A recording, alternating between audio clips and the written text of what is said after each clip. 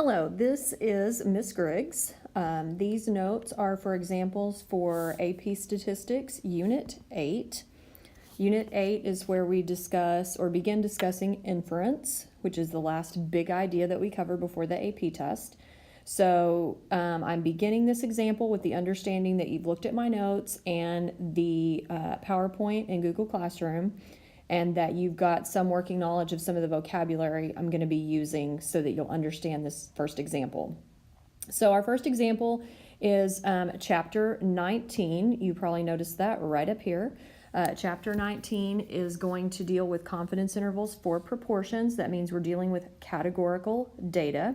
So please note that as we begin this first example, take a moment, pause this if you need to, and read through it before you begin. But notice that I have defined P. P is our population of interest. It is the true proportion of successfully treated patients in this scenario.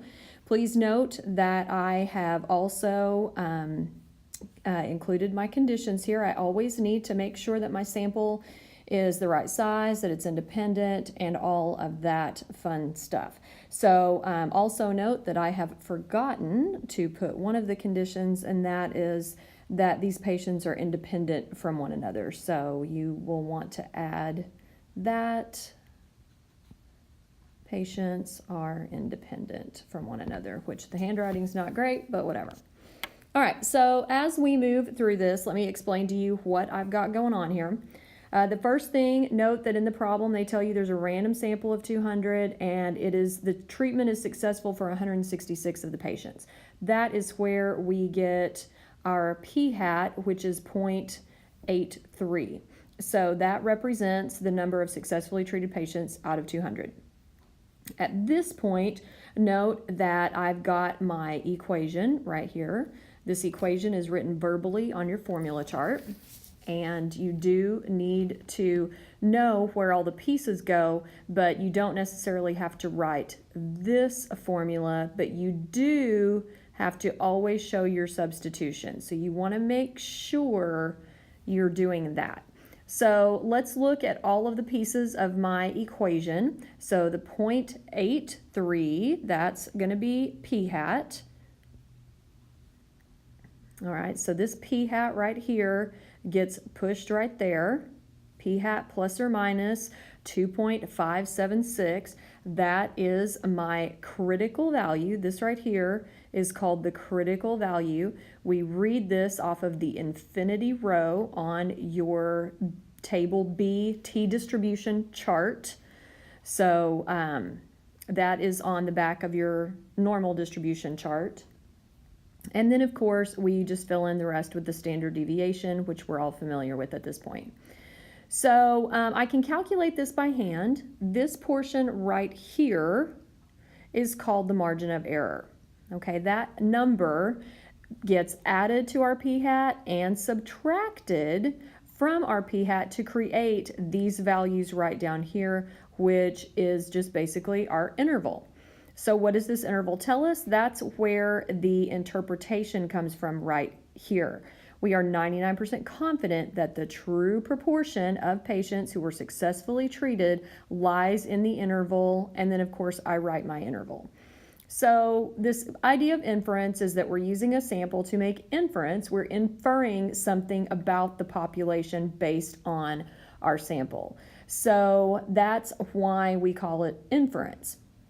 So basically what this means, it means I'm 99% confident that those patients who are successfully treated, that the true proportion for the whole population lies somewhere in this interval right here.